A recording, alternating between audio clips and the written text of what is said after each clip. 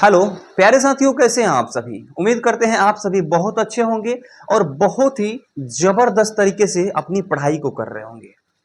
प्यारे साथियों, आज के क्लास में हम लेके आए हुए हैं, बहुत ही जबरदस्त पॉइंट्स लेके आए हैं और सारा का सारा पॉइंट्स पहले बता देंगे ताकि आपको ये लगेगा कि हम आज कौन कौन से पॉइंट पढ़ने वाले हैं बच्चों। ठीक है, तो आइए, मेरा नाम अरविंद कुमार है और अभिजीत ऑनलाइन क्लासेस में आप सभी का एक बार फिर से बहुत बहुत स्वागत करता हूं। प्यारे साथियों, आज हम लेके आए हैं बड़ा ही शानदार टॉपिक, जो कि लेक्चर नंबर 2 में आज आप लोग पढ़ने वाले हैं। और इससे पहले हमने लेक्चर नंबर 1 पढ़ा दिया है, उसका डिस्क्रिप्शन बॉक्स में लिंक मिल जाएगा, आपको जाके देख लीजिएगा। ठीक है, आइए बच्चों, यहाँ पे सबसे पहले देखें कि अम्ल अम्ल क्षारक और लवण के बारे में हमें पढ़ना है, समझना है और आप सभी को नोट्स बनाने के लिए लिखना भी है। तो बच्चों चलिए, सबसे पहला पॉइंट हम यहाँ पे क्या पढ़ने वाले हैं बाबू। तो सबसे पहले पॉइंट हम लोग इसमें पढ़ने वाले हैं, ये आज के मुख्य बिंदु जो जो भी है, सभी बिंदु को हम आज बताने वाले हैं बच्चे, है ना। तो चलो, आज का हम लोग का मुख्य पॉइंट क्या क्या है, आइए यहाँ पे आप सभी को हम बताते हैं। ठीक है, जैसे यहाँ पे कह रहा है कि अम्लों के रासायनिक गुण के बारे में पढ़ेंगे कि आखिर अम्ल का रासायनिक गुण क्या क्या होता है। उसके बाद हम यहाँ पे पढ़ने वाले हैं क्षारकों के रासायनिक गुण के बारे में। सबसे पहले अम्ल के रासायनिक गुण के बारे में पढ़ेंगे, उसके बाद क्षार के रासायनिक गुण के बारे में पढ़ेंगे, है ना। और उसके बाद हम लोग क्या क्या पढ़ने वाले हैं, तो आइए यहाँ पे बताते हैं कि अम्ल एवं धातु की अभिक्रिया, यानी मान लीजिए HCl है, ठीक है ना, हाइड्रोक्लोरिक अम्ल है यानी कि HCl है, और प्लस मान लीजिए कि हम इसको Fe से रिएक्ट करवा देते हैं, अभिक्रिया करवा देते हैं, तो ये क्या बनाता है, इसकी प्रकृति क्या होती है, बस हमें इसी के बारे में धीरे धीरे समझना है। ठीक है, आइए बच्चे, अगला पॉइंट यहां पर है अम्ल। अगला पॉइंट है अम्ल एवं कार्बोनेट की अभिक्रिया। ठीक है, उसके बाद है अम्ल एवं धातु ऑक्साइड की अभिक्रिया, उसके बाद है उदासीनीकरण अभिक्रिया। यानी कि इन सभी पॉइंट्स को हम एक एक करके समझाएंगे आपको आज के क्लास में, तो बने रहिए अंत तक। और आइए, सबसे पहला हम टॉपिक स्टार्ट करते हैं। तो सबसे पहला टॉपिक बाबू मेरे ये होने वाला है कि रासायनिक अभिक्रिया क्या है, क्योंकि इसमें जो है हम कई पहलू से रासायनिक अभिक्रिया के बारे में समझने वाले हैं। ठीक है, तो अलग अलग टॉपिक से हम रासायनिक अभिक्रिया के बारे में समझने वाले हैं। तो हम सबसे पहले ये समझ लेंगे कि आखिर रासायनिक अभिक्रिया होता क्या है।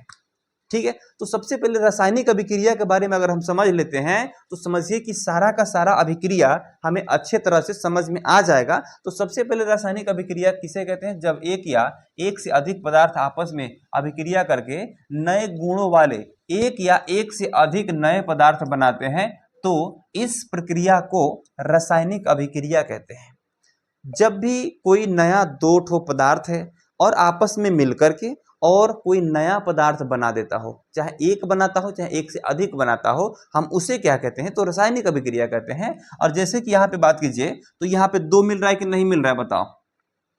दो भिन्न भिन्न यहाँ पे पदार्थ को मिलाया जा रहा है ना, और बिल्कुल दो भिन्न भिन्न पदार्थ को बना भी रहा है, अलग अलग पदार्थ को बना रहा है। ठीक है, तो हम इसे क्या कहते हैं, यही कहलाएगा रासायनिक, यही कहलाएगा बाबू रासायनिक अभिक्रिया। क्या कहलाएगा, रासायनिक अभिक्रिया कहलाएगा। ठीक है ना।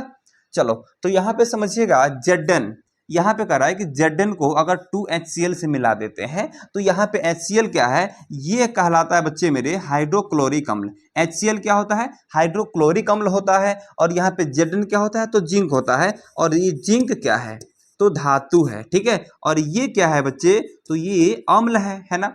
यहाँ पे हो गए क्या, धातु, और यहाँ पे हो गए क्या, तो अम्ल हो गए। ठीक है, अब ये बना क्या रहा है बच्चों, यहाँ पे चीजों को समझना पड़ेगा। तो ये बना रहा है जिंक क्लोराइड।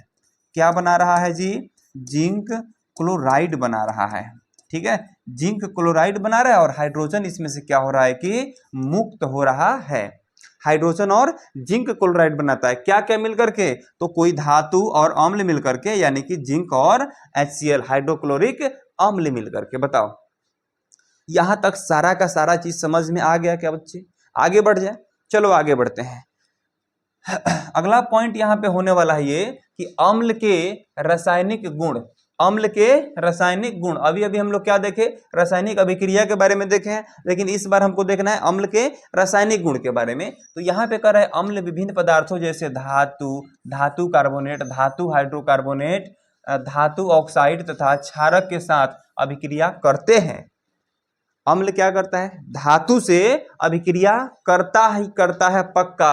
और यहाँ पे एक और कह रहा है ना कि क्षारक के साथ अभिक्रिया करते हैं, क्षारक के साथ भी ये अम्ल जो है क्षारक के साथ भी अभिक्रिया करता है। अब आप कहिएगा कि सर क्षारक और अम्ल अगर अभिक्रिया करता है उसको उदासीनीकरण में पढ़ाने वाले हैं, ठीक है। तब तक आइए यहाँ पे आपको बताते हैं कि इसकी मुख्य अभिक्रिया क्या क्या है। तो धातु अम्ल जो है धातु के साथ अभिक्रिया करता है, अम्ल जो है धातु कार्बोनेट के साथ अभिक्रिया करता है, अम्ल किसके साथ, धातु हाइड्रोकार्बोनेट के साथ, और अम्ल की बात करें तो अम्ल धातु ऑक्साइड के साथ जो है अभिक्रिया करता है, और अम्ल फिर क्षारक के साथ भी अभिक्रिया करता है। और जब भी अम्ल और क्षारक अभिक्रिया करता है तो इस अभिक्रिया को हम क्या कहते हैं, उदासीनीकरण कहते हैं। क्या कहते हैं जी, उदासीनीकरण। क्या कहते हैं जी, उदासीनीकरण अभिक्रिया कहते हैं, ठीक है। क्लियर है, समझ में आ रहा है। चलो सबको हम एक एक करके यहाँ पे समझते हैं बाबू, ठीक है। अब यहाँ पे कर रहा है अम्ल एवं धातु की अभिक्रिया। अम्ल किसी भी धातु से अभिक्रिया करता है तो क्या बनाता है, इसके बारे में हमें यहाँ पर पढ़ना होगा बाबू, ठीक है। चलो तो यहाँ पे कर रहा है कि जब कोई अम्ल किसी सक्रिय धातु के साथ अभिक्रिया करता है, जब भी कोई अम्ल सक्रिय धातु के साथ अभिक्रिया करता है तो क्या बनाता है, आइए हम यहाँ पे बताते हैं, लवण एवं हाइड्रोजन गैस बनाते हैं। जब भी कोई भी अम्ल किसी भी धातु से अभिक्रिया करता है तो क्या क्या बनाता है, लवण और हाइड्रोजन बनाता है। क्या बनाता है, लवण और हाइड्रोजन बनाता है, यानी कि लवण एवं हाइड्रोजन बनाता है। ये पक्का है, एकदम एकदम क्लियर है।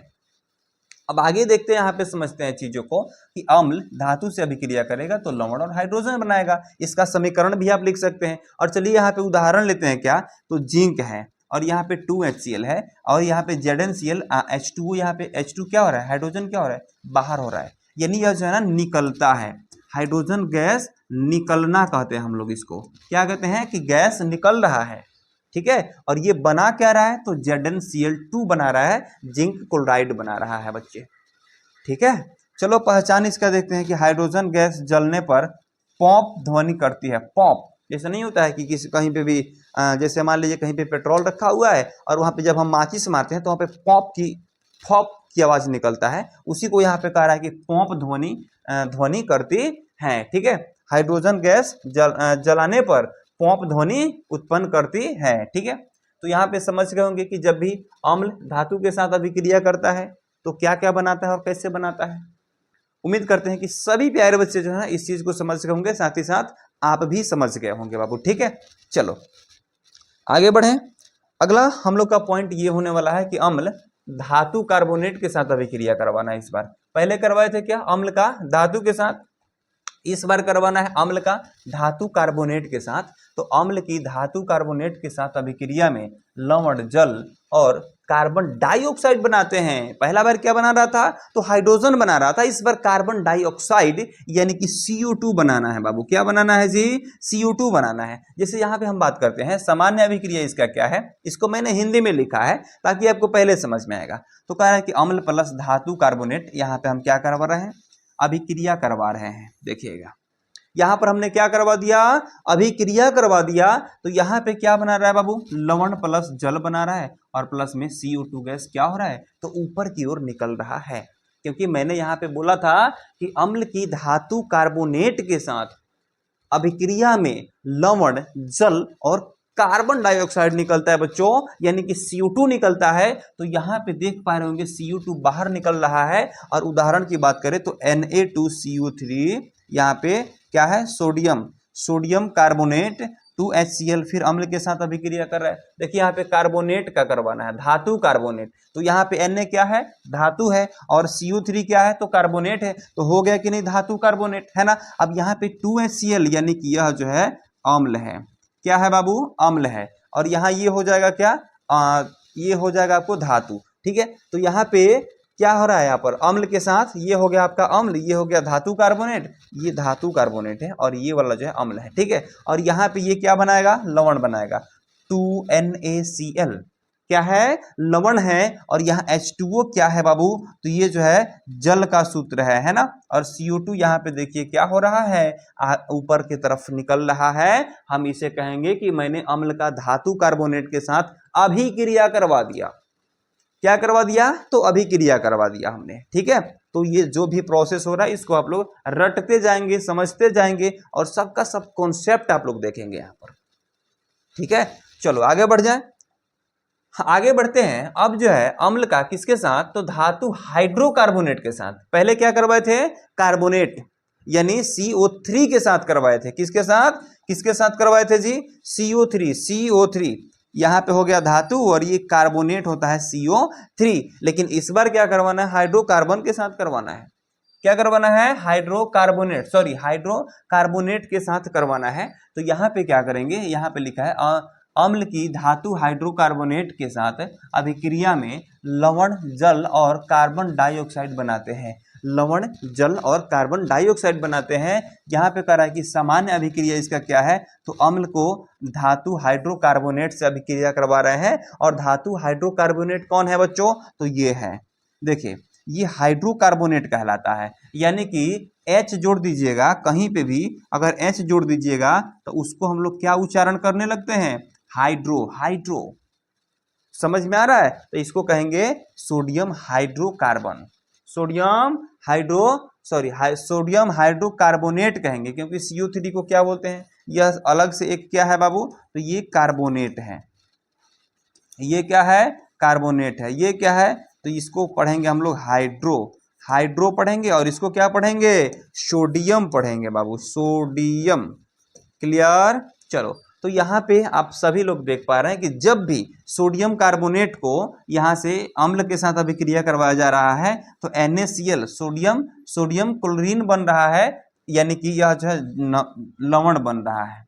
क्या बन रहा है, लवण बन रहा है। और H2O एक प्रकार से जल बन रहा है, और CO2 गैस यहाँ पे जो है बाहर की तरफ निकल रहा है, ठीक है।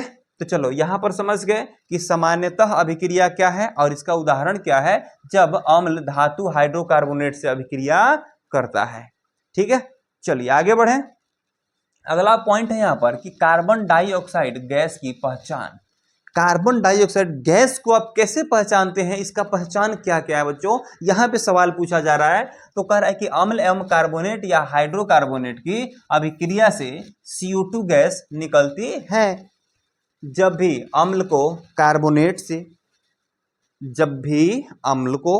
कार्बोनेट से या फिर हाइड्रोकार्बोनेट से आप अभिक्रिया करवा देते हैं तो उस समय क्या निकलता है बाबू, तो उसी समय आपको निकलता है कार्बन डाइऑक्साइड गैस। यानी कि यहाँ पे सिंपल देखें तो क्या निकलता है, CO2 निकलता है बाबू, बिल्कुल ध्यान में रखिएगा इसको। अब कह रहा है कि CO2 को चूने के पानी में प्रवाहित करने पर चूने का पानी दूधिया हो जाता है। जो भी चूने का पानी होता है उसको क्या कर रहे हैं हम यहाँ पर, तो उसको जो है CO2 से, चूने का पानी से उसको जब कांटेक्ट करवाएंगे किसको, CO2 को, तो वह क्या बना देगा, तो वह बना देता है उस जल को, यह दूधिया बना देता है। CO2 दूधिया कैसा बना देता है, दूधिया बना देता है। क्लियर है। चलो अगला अभिक्रिया डायरेक्ट यहाँ पे करवा रहे हैं, CaOH का ट्वाइस है और यहाँ पे CO2 है, यानी कि यह हो गया चूने का पानी और ये हो गया कार्बन डाइऑक्साइड, और ये बनाता है CaCO3 और H2O, यहाँ पे जल जो है बाहर निकल जाता है उससे। क्लियर है।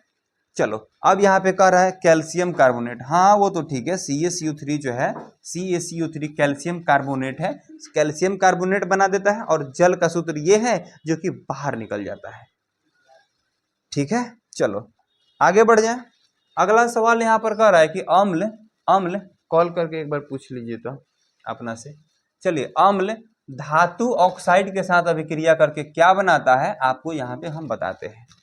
देखिएगा यहाँ पे कह रहा है कि जब अम्ल किसी धातु ऑक्साइड के साथ अभिक्रिया करता है, जब अम्ल किसी धातु ऑक्साइड के साथ अभिक्रिया करता है तो लवण एवं जल बनाता है। उदाहरण के तौर पर अगर देखें तो यहाँ पे कह रहा है कि अम्ल प्लस धातु ऑक्साइड, अम्ल और धातु ऑक्साइड यानी कि अम्ल यहाँ पर है ना, अम्ल का धातु ऑक्साइड के साथ यानी कॉपर ऑक्साइड, Cu से हो जाएगा कॉपर, और O लगा है ऑक्साइड के लिए, यानी अम्ल के साथ धातु ऑक्साइड मिल रहा है, यहाँ पे कॉपर क्लोराइड बनेगा और यहाँ पे जल बाहर हो जाएगा।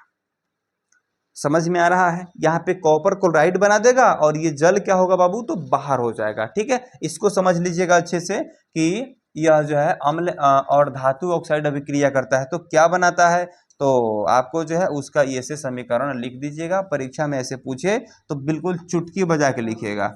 एग्जाम की अगर बात करें, अगर एग्जाम में पूछें तो ऐसे करना है आपको पक्का।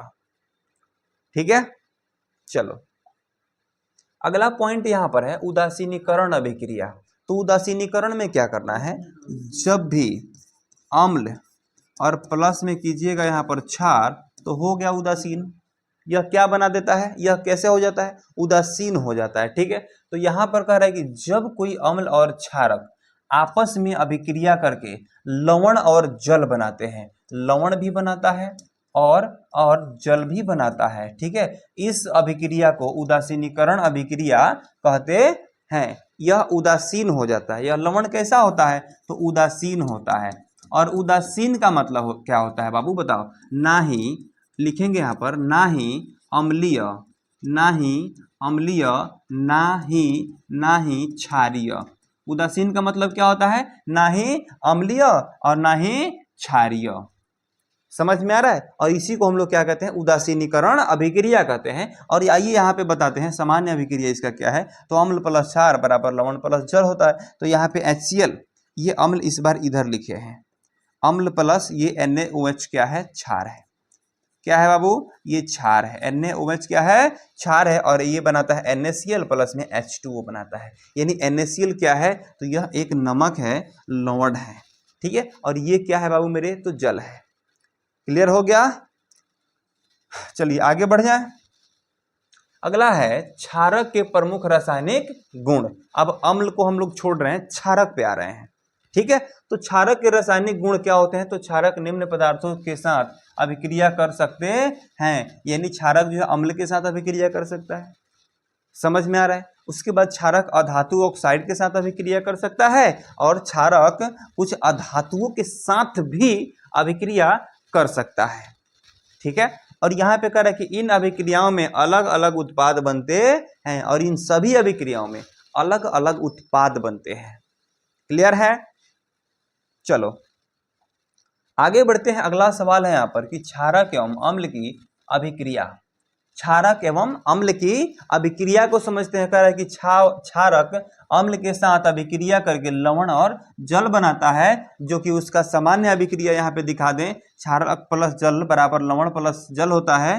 क्षारक प्लस अम्ल और यहाँ पे अभिक्रिया करता है तो लवण और प्लस में जल बनाता है, ध्यान में रखिएगा। ठीक है, उसके बाद इसका उदाहरण की बात करें तो NaOH हो जाएगा, जो एक क्या है, NaOH क्या है, तो एक क्षार है। ठीक है ना, और HCl क्या, हाइड्रोक्लोरिक अम्ल है, और यहाँ पे ये NaCl क्या है, तो एक नमक है यानी कि लवण है, और H2O की बात करें तो यह एक जल है।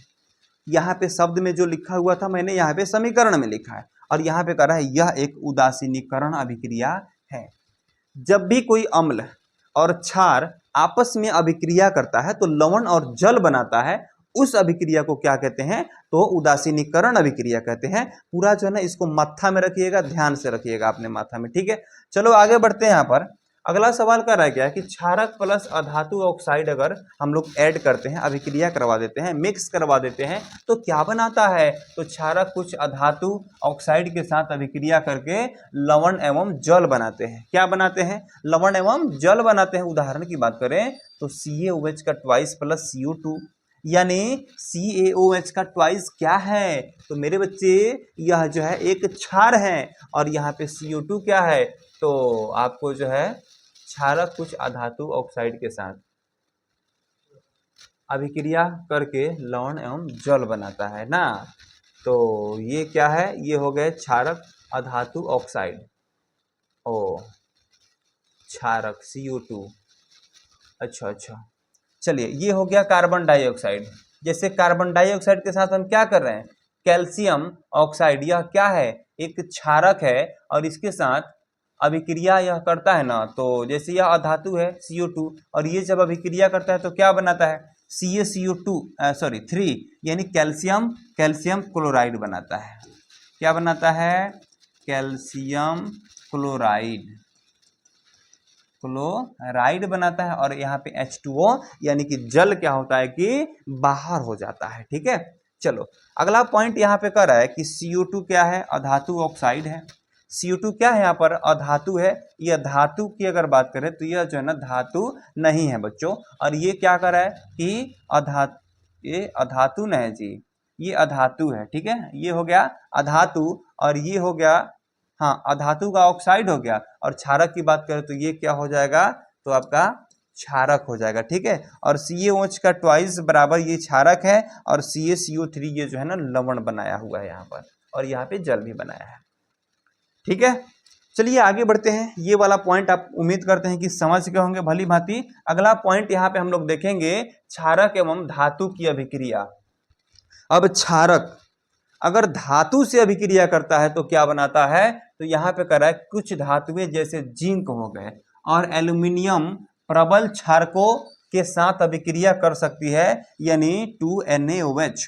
ये क्या हो जाएगा जी? तो ये हो जाएगा सोडियम ऑक्साइड। सोडियम ऑक्साइड जो कि क्या है? क्षारक है। और यहाँ पे जिंक क्या है?